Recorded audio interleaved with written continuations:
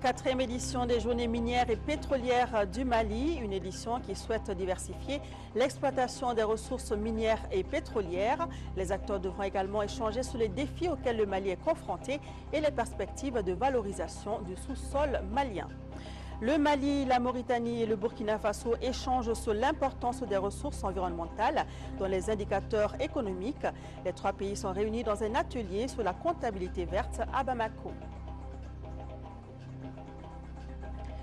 Culture, 2e édition du Festival africain d'images virtuelles artistiques qui se tient à Bamako. Au programme des projections grand public pour inciter les Maliens à s'intéresser au secteur de l'art virtuel. Bonsoir à tous, merci d'être avec nous sur l'ORTM et bienvenue à ce journal. C'est parti depuis ce matin pour la 4e édition des Journées minières et pétrolières du Mali, une occasion qui sera mise à profit par les acteurs du secteur et leurs partenaires pour échanger sur les défis auxquels le Mali est confronté et les perspectives de valorisation d'autres potentialités en ressources minières et pétrolières. En 2010, la contribution de l'or au budget d'État était évaluée à 150 milliards de francs CFA. Quant à la recherche pétrolière, 4 sociétés sont bien avancées dans l'exécution de leur programme. Prennent part à cette rencontre environ 600 participants. Le reportage de Amadou Sankari. Au cours de ces assises, les sociétés minières, pétrolières et leurs associés vont échanger sur les défis auxquels le Mali est confronté et les perspectives de valorisation, notamment la diversification de la production minière pour un développement durable au Mali. Cette diversification concerne la bauxite, le fer, le phosphate, le manganèse, le calcaire et le lithium. Les acteurs se disent prêts à réussir ce challenge. La Chambre des mines du Mali est le creuset de la rencontre entre la volonté exprimée de l'État malien de promouvoir le secteur minier et celle des opérateurs privés de contribuer plus efficacement à la création de la richesse nationale. J'exhorte donc tous les opérateurs miniers du Mali, nationaux et étrangers, sans aucune exception, à se joindre à la Chambre des mines du Mali dans la lutte pour l'essor et la promotion d'un secteur minier malien plus fort et plus performant, à même de hisser le Mali au rang des pays émergents du continent africain. Grâce à une politique volontariste soutenue par ses partenaires techniques et financiers, le Mali est parvenu à se hisser en une décennie au 3e rang des pays africains producteurs d'or après l'Afrique du Sud et le Ghana. Selon les statistiques, la contribution de l'or au budget d'État en 2010 a été évaluée à 150 milliards de francs CFA. Pour le Premier ministre Cissé Mariam Kaïdama Sidibé, le Mali va marquer davantage des pas de géant. Mais ces efforts doivent être soutenus par une bonne communication. Ces efforts, le gouvernement les poursuivra avec détermination dans les années à venir afin que le secteur minier soit l'un des véritables leviers de la croissance économique. Malgré l'importance du potentiel minier et la mise en exploitation de plusieurs gisements aurifères de classe mondiale, le Mali semble peu connu au niveau international comme pays minier émergent. Le déficit de communication par les acteurs du secteur ne permet pas le plus souvent au grand public de percevoir de façon évidente l'impact positif de l'industrie minière sur l'économie nationale, notamment sur les populations des zones concernées. Quant à l'or noir, les recherches sont jugées très satisfaisantes. Quant au potentiel pétrolier, il est heureux de constater que 4 sociétés sont bien avancées dans l'exécution de leur programme. Les résultats de traitement et d'interprétation des données sismiques acquises par Joint Venture Eni Sipex, par exemple, augurent de bonnes perspectives pour notre pays. Le gouvernement du Mali attend de ces journées d'échange des résultats se traduisant notamment par une meilleure connaissance par le public des activités minières et leur impact positif sur l'économie locale, régionale et nationale, par une meilleure maîtrise par les communautés locales, notamment celles vivant autour des mines, de la politique minière et des différents programmes adoptés par les autorités gouvernementales. Au cours de cette rencontre, une large place sera accordée au plan de développement des communautés vivant autour des mines. D'ailleurs, le code minier, dans sa nouvelle version, qui sera très bientôt soumis au vote à l'Assemblée nationale, évoque le sujet. Le Premier ministre Cissé Mariam Kaïdama Sidibé a visité les différents stands de l'exposition, qui est en quelque sorte une vitrine des progrès réalisés par le Mali dans ce secteur. Voilà, et tout juste après ce journal, une édition spéciale vous sera proposée sur les JMP, Journée minière et pétrolière. La deuxième session du Haut Conseil des collectivités s'est ouverte ce mardi à son siège à l'Ex-Primature. Cette session, qui est la dernière de la deuxième mandature, se penchera pendant 30 jours sur les 2 points essentiels, l'examen des textes soumis par le gouvernement pour avis et les questions diverses. La cérémonie présidée par le président de l'institution a enregistré la présence du Premier ministre, du président de l'Assemblée nationale, des membres du gouvernement et des présidents des institutions. Reportage Oumar Kouressi. Sécurité, paix, alimentation, développement et réforme constitutionnelle. Les thèmes n'ont pas manqué pour tenir en haleine les conseillers et les invités à l'ouverture de la deuxième session du Haut Conseil des collectivités. La dernière de l'année qui aidera à établir une synthèse des actions menées à travers son plan stratégique 2007-2012. La révision constitutionnelle que le Mali prépare a conduit le Haut Conseil des collectivités à initier des concertations à la base pour débattre de la question et adopter le projet dans l'intérêt de notre peuple qui en mesure les impacts positifs sur son futur. En cette heureuse circonstance, me plaît-il de rappeler encore une fois de plus le sens élevé des responsabilités et des patriotismes dont a fait preuve l'Assemblée nationale à travers le vote par la quasi-totalité de ses députés du projet de loi portant révision de la Constitution de février 1992. Les réformes constitutionnelles envisagées intègrent à la fois les souvenirs des événements de mars 1991, la fascination des progrès démocratiques réalisés et la volonté de s'adapter aux exigences d'un monde évolutif après 19 ans de pratiques constitutionnelles sous la Troisième République. Pour le président du Haut Conseil des collectivités, il s'impose aux élus locaux un engagement sincère dans la solidarité avec une passion soutenue pour réussir ce challenge qui prône la consolidation de notre processus démocratique et le renforcement de nos institutions. Oumarou Ag Mohamed Ibrahim Aïdara a aussi insisté sur quelques questions d'intérêt national qui méritent une attention soutenue.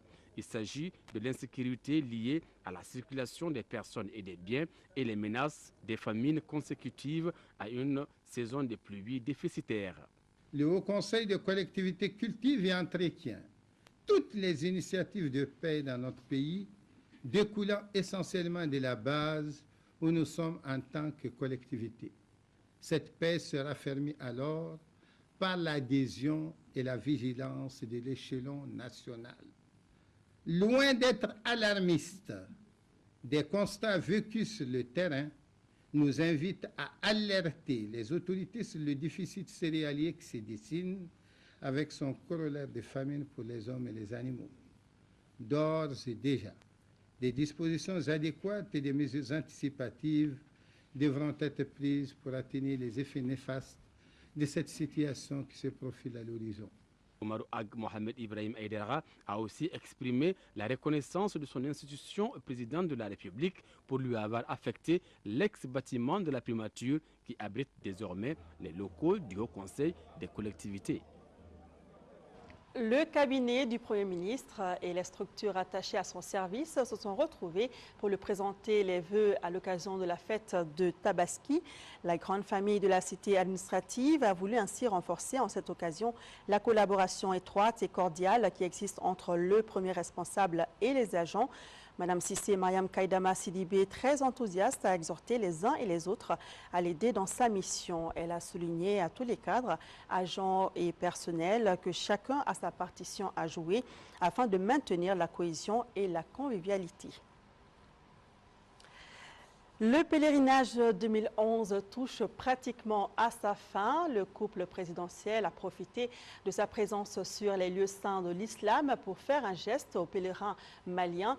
La cérémonie s'est déroulée hier lundi au soir à Mina, sous la présidence de l'ambassadeur du Mali en Arabie Saoudite. Le don comprend 200 cartons contenant des fruits, de l'eau de boisson et des jus de fruits. Au nom du chef de l'État, l'ambassadeur a remis le don en informant que le président ATT a demandé à chaque pèlerin de prier pour le Mali, surtout pour un bon déroulement des élections en 2012. Pour sa part, le délégué général du pèlerinage, au nom des pèlerins, a remercié ATT et son épouse pour ce geste.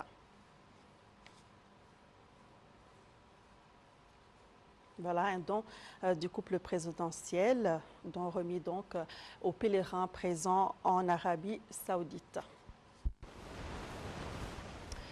Comprendre l'importance des ressources environnementales dans les indicateurs économiques, la comptabilité environnementale ou comptabilité verte est au centre d'un séminaire sous-régional de 4 jours. Les participants sont le Mali, la Mauritanie et le Burkina Faso. La cérémonie d'ouverture des travaux a été présidée par le professeur Tiemoko Sangaré, ministre de l'Environnement et de l'Assainissement. Compte rendu Moïse Traoré. La comptabilité verte ou comptabilité environnementale est un système qui permet de répertorier, gérer et fournir des données sur les ressources. Cela peut se faire à travers des indicateurs physiques ou monétaires. Outre le pays hôte, la Mauritanie et le Burkina Faso sont représentés à la session qui se donne 4 jours pour élaborer un plan d'action. La comptabilité environnementale consiste à effectivement intégrer les notions de ressources naturelles dans la comptabilité nationale. Et ceci participe à ce que nous appelons les instruments économiques et financiers pour promouvoir la gestion durable de l'environnement. Parce qu'il faudra qu'on donne une valeur à l'environnement. C'est en ce moment qu'effectivement les acteurs à tous les niveaux sont prêts à conserver l'environnement. Pour les ressources halieutiques et pour les ressources en eau, les ressources vivantes, le pays, dans un cadre souvent transfrontalier, y compris dans le cadre de l'OMVS, a entrepris un certain nombre d'actions qui visent vraiment à assurer un monitoring des eaux, mais aussi à assurer vraiment les bonnes pratiques de pêche durable, pour assurer la pérennisation et la pérennité de cette ressource. Une cinquantaine de décideurs et de représentants de services techniques prennent part aux travaux. Il y a une compréhension donc, de l'importance de l'environnement, mais cette compréhension n'est pas encore suffisamment traduite dans les processus décisionnels, dans les plans d'action et dans les différentes stratégies d'intervention au niveau du pays. Et c'est justement le rôle de l'IPE. Les ressources naturelles étant affectées par le développement socio-économique doivent être considérées comme des biens économiques et en conséquence être intégrées dans un système comptable pour en faciliter la gestion et la durabilité. Le programme Initiative Pauvreté environnementale est financé par le système des Nations Unies. Un autre atelier sous-régional s'est ouvert ce matin à Bamako sur la gestion administrative et financière et l'encadrement technique du sport universitaire. Plusieurs thèmes seront traités, parmi lesquels les méthodes modernes de l'administration du mouvement sportif national et international. Alpha Maïga. Le sport universitaire est un volet pédagogique qui préoccupe les autorités en charge du département de l'enseignement supérieur et de la recherche scientifique. Le sport dont il est question peut être une alternative à la violence dans le milieu scolaire universitaire. Certes, c'est parce que la réflexion est en cours qu'un stage se tient dans ce sens. Il s'agit d'un stage de formation des gestionnaires administratifs, financiers et des encadreurs techniques du sport dans les universités. L'organisation de ces activités donne le bienvenu, surtout que chacun de nous s'accorde sur le fait que le sport en milieu universitaire au Mali n'est pas très développé. Nous, c'est aussi une alternative à la lutte contre l'insécurité universitaire, contre la culture de la drogue, contre tout ce qui est délinquance juvénile dans l'espace universitaire. Au cours des 5 jours de travaux, un certain nombre de thèmes relatifs aux méthodes modernes de l'administration du mouvement sportif seront débattus. Au terme des échanges, les participants seront outillés. À la une de l'actualité africaine, le second tour de l'élection présidentielle au Libéria qui s'est déroulé ce mardi dans une vive tension à cause de l'appel au boycott de Winston Tubman. Winston Tubman, c'est le candidat à la présidentielle qui s'est retiré du second tour et qui a appelé hier lundi à boycotter le scrutin. C'était au cours d'une manifestation qui a dégénéré, faisant 2 morts. Le second tour devait l'opposer ce mardi 8 novembre à la chef de l'État sortante, Ellen Johnson Sirleaf, qui se retrouve donc seule en liste. Après les violences d'hier, il fallait du courage ce matin pour venir déposer son bulletin dans l'urne. À la mi-journée dans la capitale, il n'y avait pas foule dans les bureaux de vote et pour cause. L'issue du scrutin est sans suspense. Seule en lice, lâchée par son rival qui s'est retiré de la course, Ellen Johnson Sirleaf est assurée d'être réélue. Ils seront plus nombreux à venir voter plus tard. Beaucoup observent, ils attendent et quand ils verront les autres revenir des bureaux de vote avec leurs cartes et de l'encre sur les doigts, cela va les encourager à venir. Des électeurs rares mais motivés, bien décidés à ne pas obéir à la consigne de boycott lancée par Winston Tubman, le candidat démissionnaire qui redoutait des fraudes. On ne doit pas laisser quiconque nous tromper en nous disant de ne pas aller voter. C'est notre droit. J'exerce mon droit. J'ai le droit d'aller voter, donc je dois y aller et j'en suis ravie. Ce second tour intervient alors que les Libériens sont encore sous le choc des violences de lundi. 15 h hier à Monrovia. Encerclés par la police, ils sont des centaines d'opposants rassemblés devant le siège du CDC. Ils sont venus soutenir leur candidat, Winston Tubman. Dans la ville quadrillée par les hélicoptères et les véhicules de l'ONU, les affrontements dégénèrent. La police tire pour disperser les manifestants. Au moins 2 jeunes tombent sous les balles. Au lendemain du drame, le gouvernement affirme qu'il regrette ces violences. Il promet que les coupables devront répondre de leurs actes. Le ministre de l'Agriculture, Agatham Agalassane, vient de participer à la 46e session du Conseil des ministres du SILS en Mauritanie. Au cours de cette session, un déficit de production agricole et pastorale a été constaté dans les pays du Sahel. Donc, les images vous seront proposées d'un moment à l'autre. Un potentiel de production de contre-saison sera également limité dû à l'insuffisance des crues des différents fleuves. Par ailleurs, la 46e session du SILS a fortement recommandé le rapprochement entre le SILS et la CEDEAO afin que le SILS soit le bras technique de la CEDEAO pour le développement de l'agriculture en Afrique de l'Ouest. Une motion spéciale a été adressée au président Amadou Toumani Touré pour sa contribution au financement des activités du SILS. 31e session du conseil d'administration de la BMS SA. L'ordre du jour portait essentiellement sur la lecture et l'adoption du procès verbal, la signature de plusieurs accords et la situation des emplois ressources. Mahamadou Doumbia. Lecture et adoption du procès verbal et des relevés des décisions et recommandations de la 30e session du conseil d'administration, le contrôle des tâches, proposition des autorisations de signature de plusieurs accords, la situation des emplois et ressources au 30 septembre 2011, tels sont entre autres le contenu de l'ordre du jour de cette 31e session du conseil d'administration de la BMS-SA. La première convention pour laquelle votre autorisation est sollicitée concerne les lignes de crédit de la Banque africaine de développement. En effet, à l'issue d'une mission d'évaluation effectuée en 2010 par la Banque africaine de développement, celle-ci a décidé d'accorder une ligne de crédit d'un montant de 5,5 millions d'euros. La deuxième convention pour laquelle votre accord est aussi sollicité concerne une ligne de crédit d'un montant de 4 millions de dollars accordée par la BADEA à l'État malien en vue de sa rétrocession à la BMS.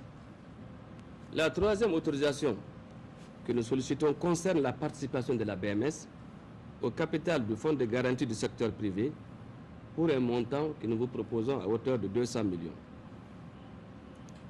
La quatrième autorisation que nous sollicitons au cours de ce conseil concerne la participation de la BMS au capital de la Société d'investissement en capital de risque à hauteur de 100 millions pour notre établissement. Fidèle à son mot d'ordre de solidarité, en plus de ces conventions, la Banque malienne de solidarité, la BMS-SA, finance diverses autres activités au profit des populations. La mission première de la banque, c'est d'assurer le refinancement des caisses d'épargne de crédit. Nous sommes très actifs effectivement dans ce domaine. nous sommes la banque la mieux impliquée dans le financement des institutions de microfinance, dans leur refinancement. Nos concours à cet égard dépassent les 6 milliards aujourd'hui, après avoir culminé à plus de 9 milliards. Actuellement, avec les deux sous-secteurs clés de notre économie qui sont la microfinance, les petites et moyennes entreprises, les petites et moyennes industries, la BMS-SA participe à la promotion de l'emploi et aux activités génératrices de revenus.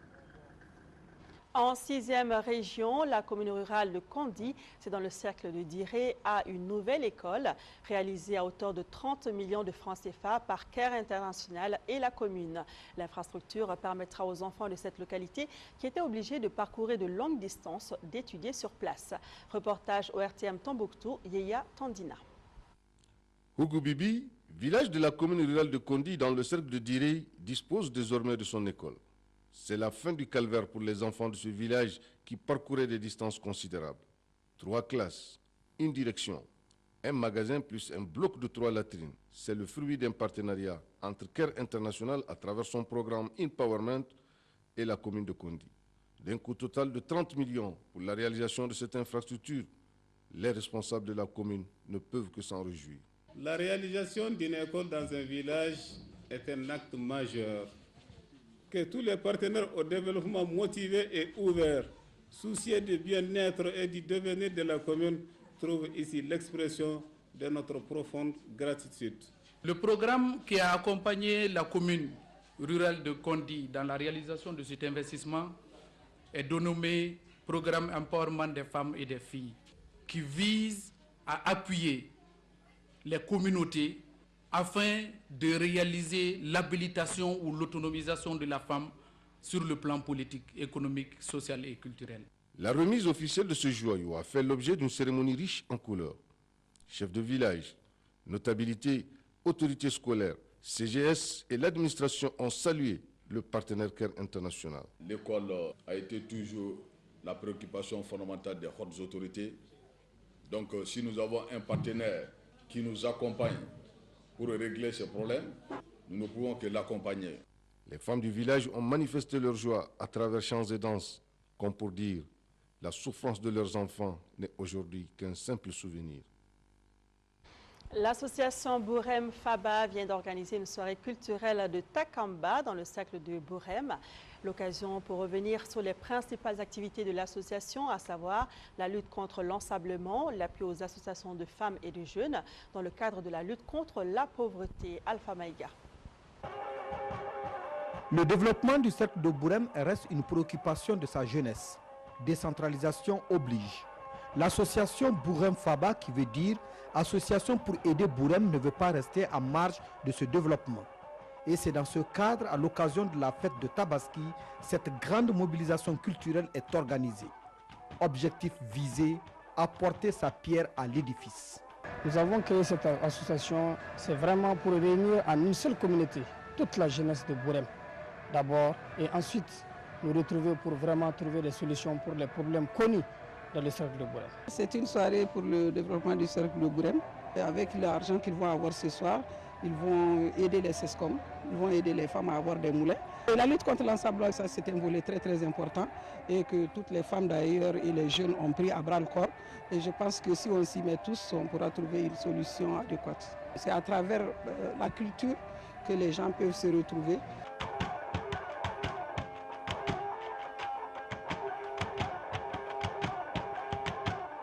Le décor ainsi planté dans la communion, les instruments de musique ont transporté les uns et les autres sur le sable fin de Bourem. Voilà une belle soirée. Autre activité culturelle, la deuxième édition du Festival africain d'images virtuelles artistiques a démarré samedi dernier à l'ACI 2000 ici à Bamako.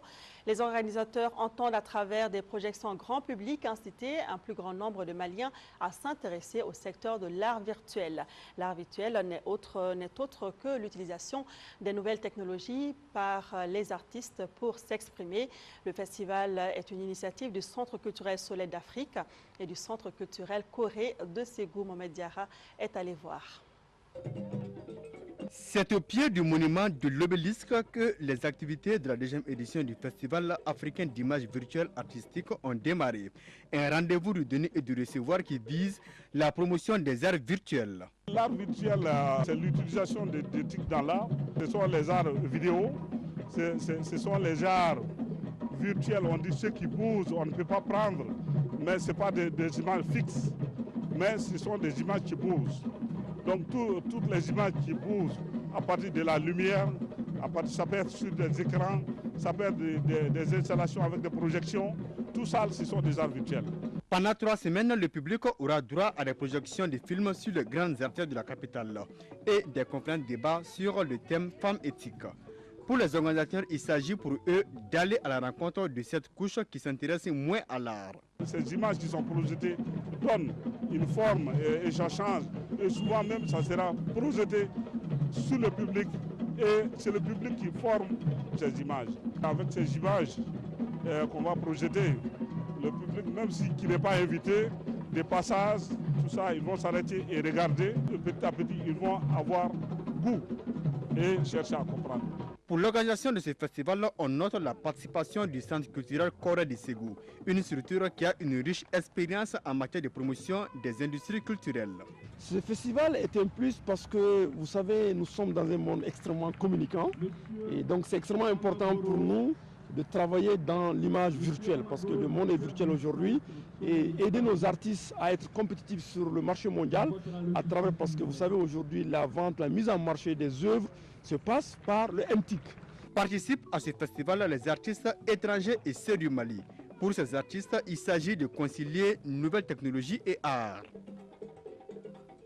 Voilà, le Festival africain d'images virtuelles artistiques se poursuit jusqu'au 26 novembre prochain. Vous pouvez y faire un tour. Ce journal est terminé. Merci d'être resté avec nous. Tout à l'heure, l'édition spéciale sur les journées minières et pétrolières avec Aïssata Ibrahim Maïga et toute l'équipe. Demain, 10h-13h, retrouvez Sira Batili. Merci et à demain.